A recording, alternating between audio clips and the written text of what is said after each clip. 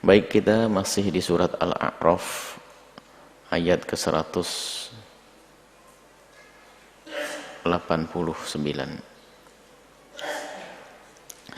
A'udzu billahi minasyaitonir rajim. Bismillahirrahmanirrahim. Walladzi khalaqakum min nafsin wahidah wa ja'ala minha zawjaha liyaskuna ilaiha. Allah lah yang menciptakan kalian semua min nafsin wahidatin, dari asal satu, yaitu Sayyidina Adam alaihissalam. Wa ja'ala minha, kemudian Allah menjadikan diambil dari Nabi Adam, yaitu dari tulang rusuk yang paling bawah. Minha, dari Nabi Adam tersebut, zawjaha, pasangannya.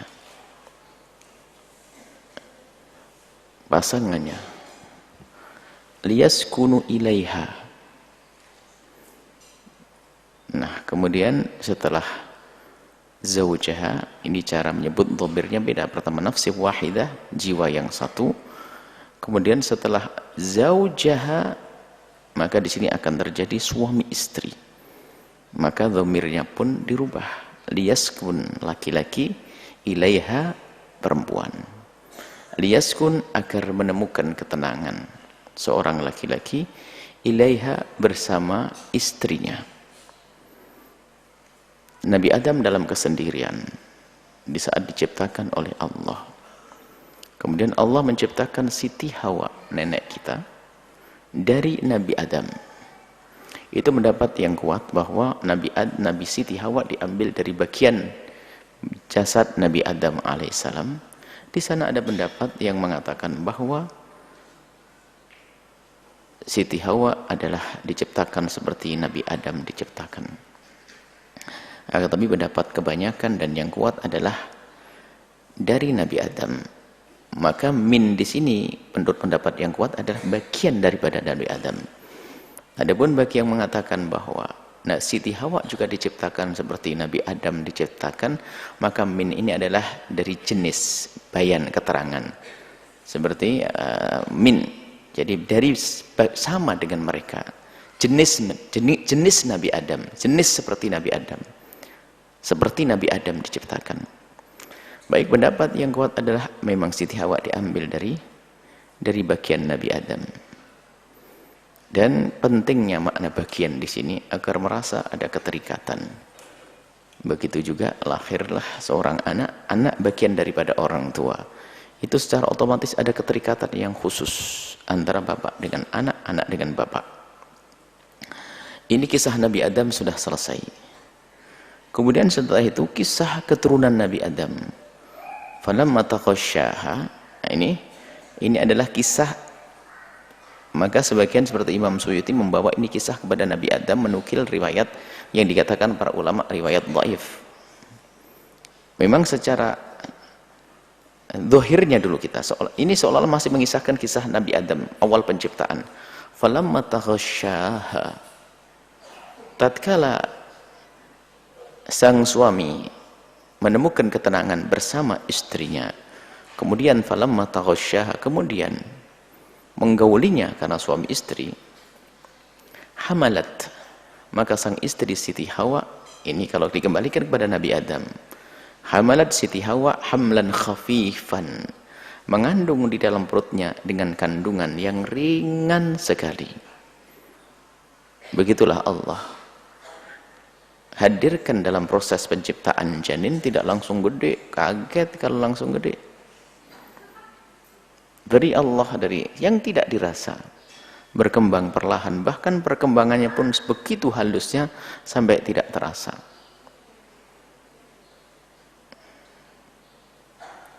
Famarrat bihi, kemudian terus berjalan waktu, hari demi hari berganti, minggu demi minggu, bulan demi bulan. Falamma athqalat, tatkala sang istri merasakan beratnya kandungan, tahu bahwasanya di dalamnya adalah janin, da'awallah, suami istri memohon kepada Allah, Rabbahuma, Tuhan mereka berdua. La in ataitana, jika engkau ya Allah berikan kepada kami solihan, hamba yang soleh, lanakunanna minasyakirina, niscaya sungguh kami akan menjadi hamba yang bersyukur. Baik, ini sebagian memaknai lanjutannya adalah kisah Adam. Sebagian hanya menjelaskan kisah Adam hanya sampai di dalam walladzi khalaqakum min nafsin wahidah liyaskunu ilaiha. Falamma taghasyaha, ini kisah semua proses kelahiran. Proses kelahiran secara umum. Secara umum. Jadi proses kelahiran itu semua adalah suami istri berkumpul, kemudian ada kandungan, kemudian melahirkan. Jadi bukan kepada Nabi Adam lagi kisah belakang ini. Falamma atahuma salihan. Nah ini yang menunjukkan bahasanya itu bukan Nabi Adam. Sehingga bahkan sebagian mengatakan dari awal pun nafsi wahidah ini hanya menceritakan, sebagian sampai mengatakan dari awal ayat pun bukan kisah Nabi Adam, hanya kisah asal penciptaan manusia adalah satu, Nabi Adam, Siti Hawa, kemudian terus begitu, sehingga terjadilah kelahiran keturunan itu dengan suami istri seperti itu. Jadi kisah selanjutnya ini bukan kisah Adam, karena tidak mungkin terjadi pada Nabi Adam ini. Falamma atahuma, tatkala Allah memberikan kepada suami istri tersebut, ini bukan Nabi Adam.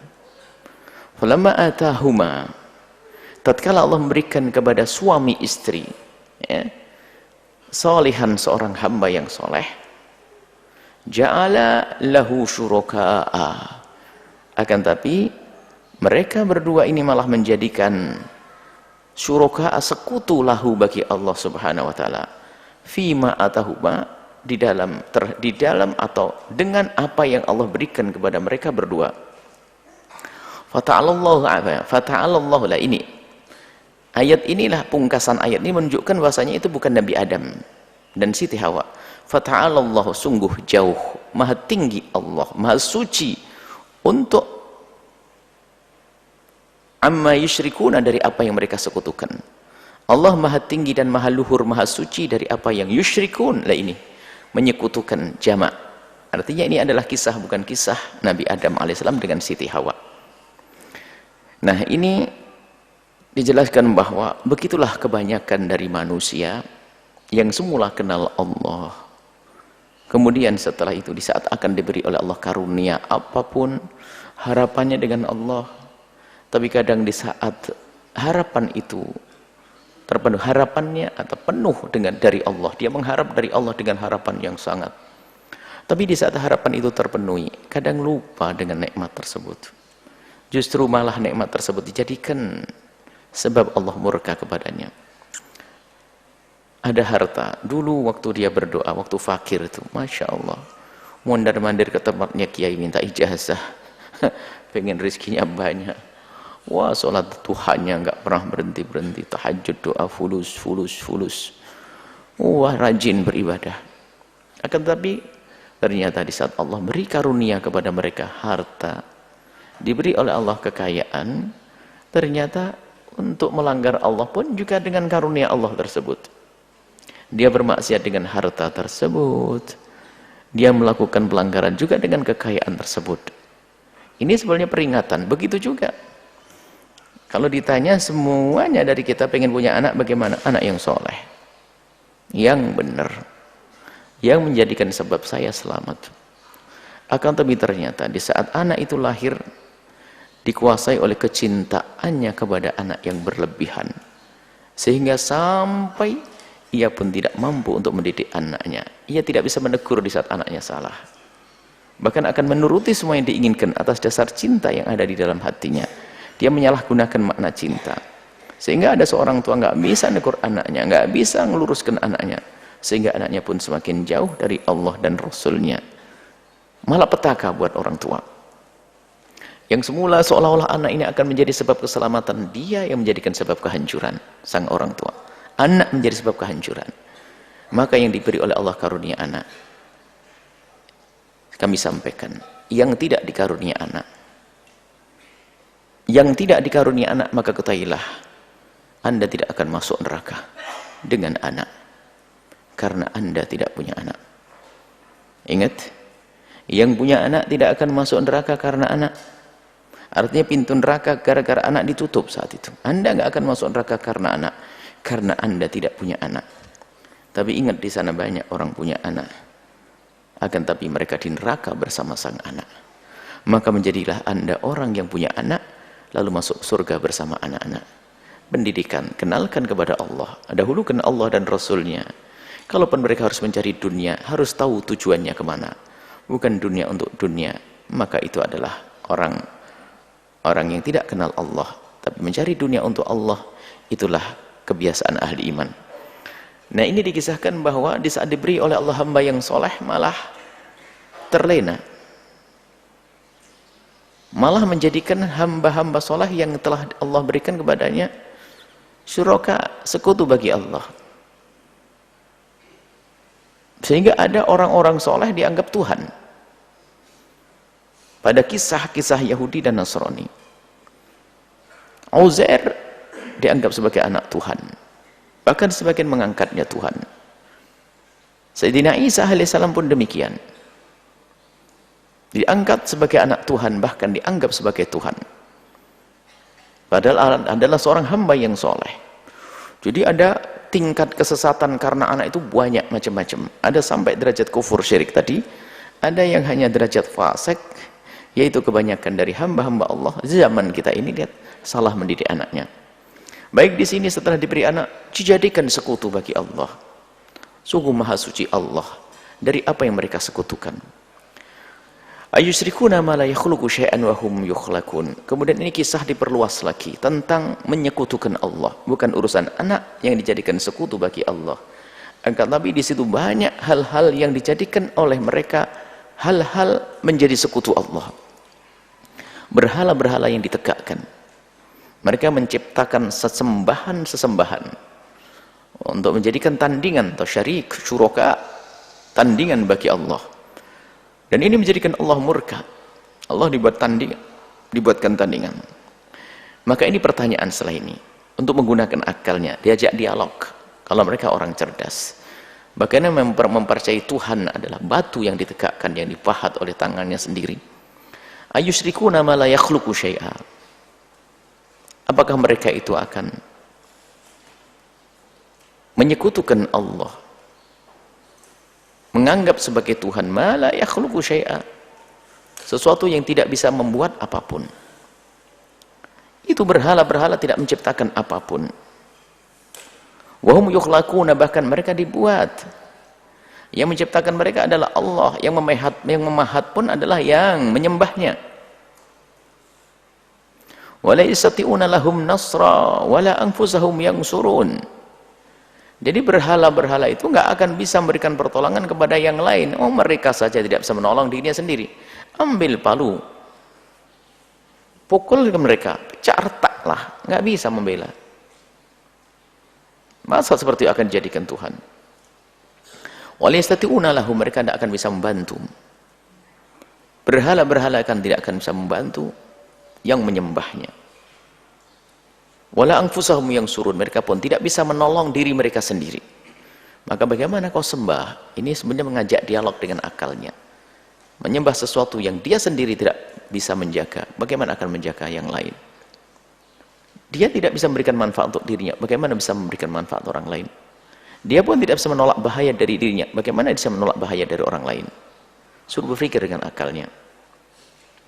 Suruh berpikir lagi, wa in tatuhuhum ilal huda la yattabi'ukum. Kalau kau seru mereka, kalau engkau menemukan sebuah kebaikan, lalu kau ajak itu sesembahan-sesembahan yang kau anggap Tuhan-Tuhan itu, patung-patung yang kau tegakkan itu, kalau engkau ajak menuju kebaikan, hidayah, mereka nggak bisa ngikutimu. Kalau seandainya engkau membawa, mengenalkan kepada mereka kebenaran yang sesungguhnya, mereka tidak bisa ngikuti. Bagaimana Dia mengikuti kebaikan saja nggak bisa. Bagaimana setelah itu dia akan menjadi orang, menjadi sesuatu yang akan diikuti? Nggak pantas, mengikuti saja nggak bisa. Kebenaran, kebaikan. Bagaimana akan menjadi yang diikuti? Sawa'un alaikum ada'autumuhum am antum shamitun. Jadi, baik kau seru, kau panggil-panggil, mohon, doa, ataupun kau diam itu sama hasilnya, nggak bisa ngapa-ngapain, nggak bisa memberikan kepadamu. Kau mengambil somitun, diam dia, kau diam, doa sama dengan berdoa untuk dia. Artinya panjatan doamu untuk mereka nggak ada artinya, karena diam ataupun kau berdoa untuk kepada mereka nggak akan mereka memberimu. Dia memberikan kemanfaatan untuk diri mereka sendiri saja nggak mampu.